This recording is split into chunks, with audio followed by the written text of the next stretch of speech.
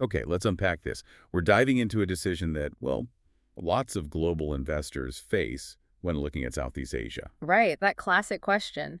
Do you put your capital into the urban jungle? The big high-octane city center. Do you lean into the sun-soaked, maybe high-yield tropical island? Today, we are specifically pitting a major global hub against the specific draw of Phuket. Yeah, and what's really interesting here is that this isn't just us talking theory. We're actually looking at a very distinct perspective. Okay. Our source material comes directly from Ocean Worldwide. They're a luxury real estate agency. And importantly, they've been operating out of Phuket since 2004. Wow. Okay. So they know the market. Exactly. Their director, Sandra O'Neill, she's apparently helped thousands of property investors and families figure out this exact choice. And, we need to be clear, this material is definitely structured to show why, especially for the lifestyle investor, the island market comes out on top. Got it. That context is really vital then. We're looking at a well-argued case for Phuket. So our mission isn't just to, list facts. No. It's more to unpack the key differences. They highlight lifestyle, costs, rental potential, long-term value, so you can really walk away understanding the trade-offs they're presenting. And their case for the island seems to boil down to, let's say, 4 main points we need to examine. Okay, what are they? First, they claim surprisingly affordable entry points. Second, the potential for strong rental yields, driven by tourism, often higher than city averages. Third, a big one, the lifestyle upgrade, focusing on health and nature.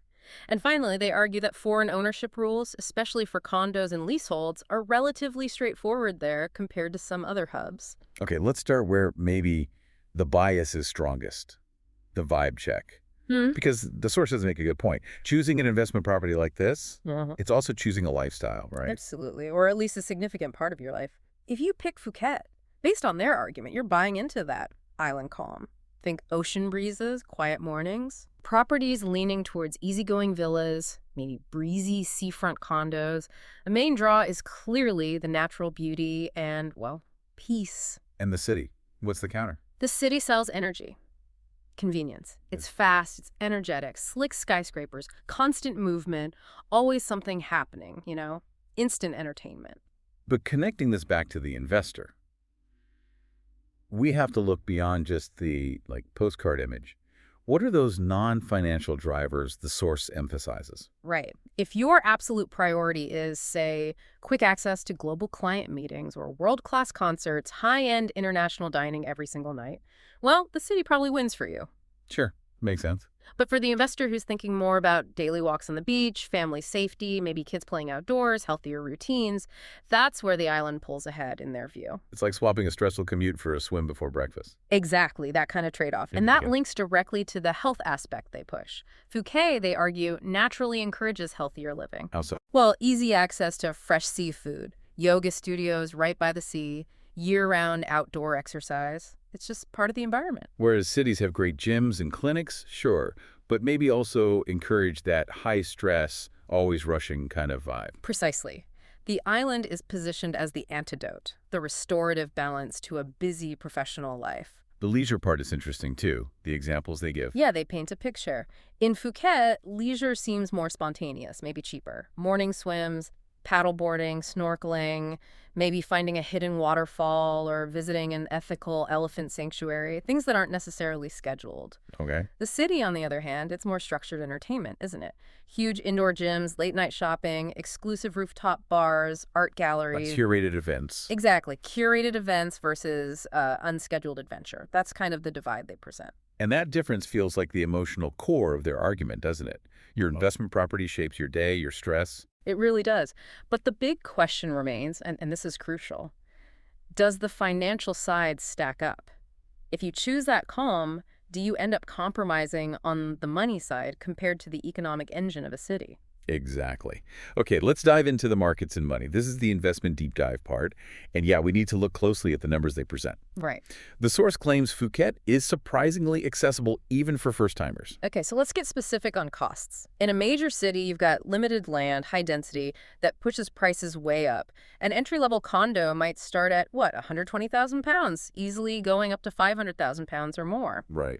In Phuket, though, the material suggests entry-level condos can be found starting as low as, say, 60,000 to 80,000 pounds. That's a huge difference. It is. Yeah. And then pool villas, which is often the dream, right? That luxury lifestyle product, they suggest decent ones range from 200,000 to 400,000 pounds. It's just a fundamentally different cost to get into a high-quality property.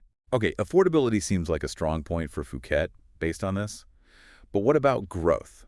This figure needs a closer look. They're suggesting potential annual price growth of 15–20% towards 2025. Yeah.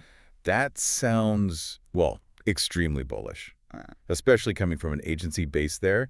Is that just marketing optimism, or are there actual reasons behind a projection that high? It is aggressive, no doubt. But they do anchor it to specific factors. Yeah. They argue it's not just general market growth. It's driven by two main things. Oh. First, the big resurgence in high net worth tourism post-pandemic. And second, they point to significant government investment in infrastructure that caters specifically to that luxury end, new high-quality medical centers, specific road upgrades near luxury areas, things like that. Okay, so it's targeted growth, not just overall market lift. That's the argument. Compared to urban hubs like maybe Bangkok, where growth is projected more moderately at 6–9%, driven more by general business and local demand. Phuket's selling point here is rapid appreciation tied to luxury tourism recovery and a limited supply of those high-end villas. Interesting. Okay, let's look at how the investment actually pays you back day to day or month to month.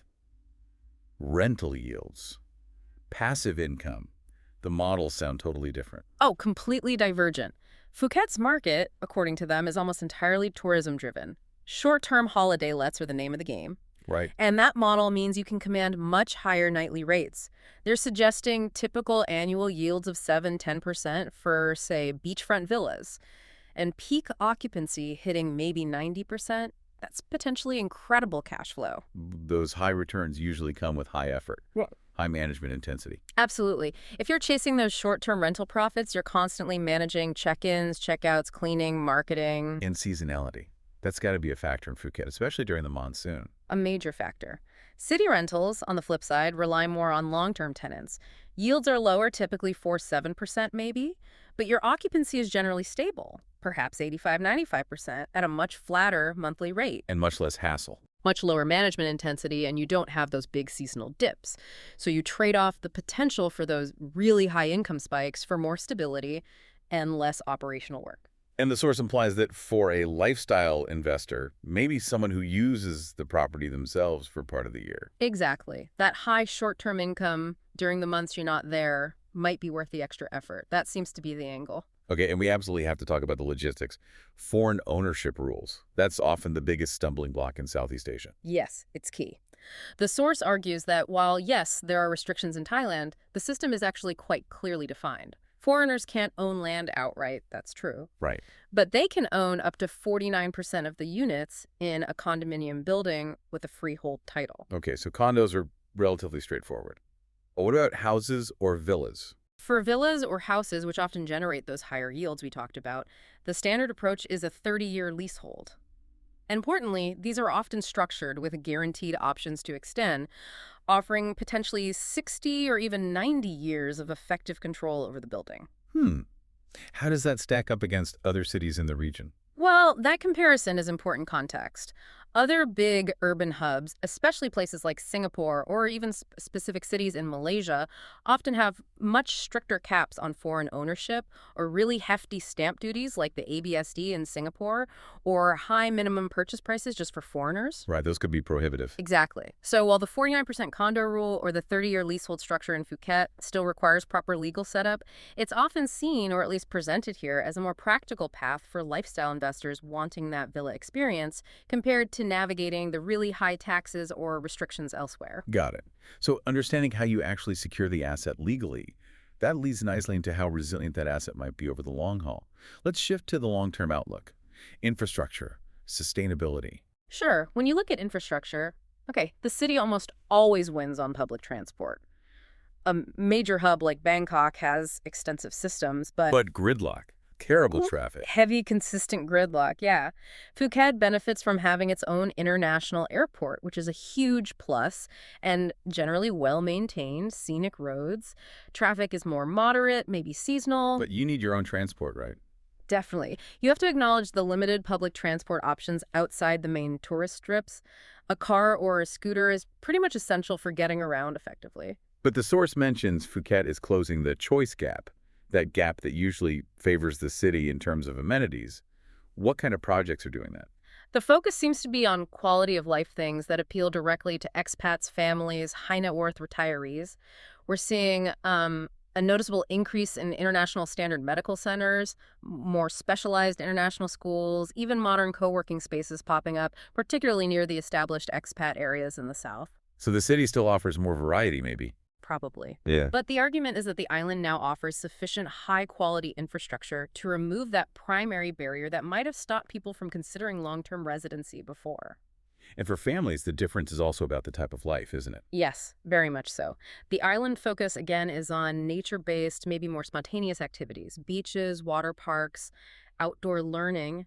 The international schools there often boast smaller campuses, maybe a closer-knit community feel, and really emphasize outdoor activities. Compared to cities with maybe elite, resource-heavy schools, but potentially high fees and those long school runs and traffic we mentioned. Exactly. So the investment decision gets tied up in where you actually envision your family thriving day to day. Okay, and finally, let's touch on protecting the investment long-term. Yeah. Value resilience. The source brings up zoning and regulations. Yeah, this is fascinating. Because Phuket is so reliant on tourism and its natural beauty, there are apparently stricter regulations about development density. It mandates lower heights, more villa-focused projects, rules designed to protect the scenery. Ah, so that scarcity helps maintain value. That's the argument.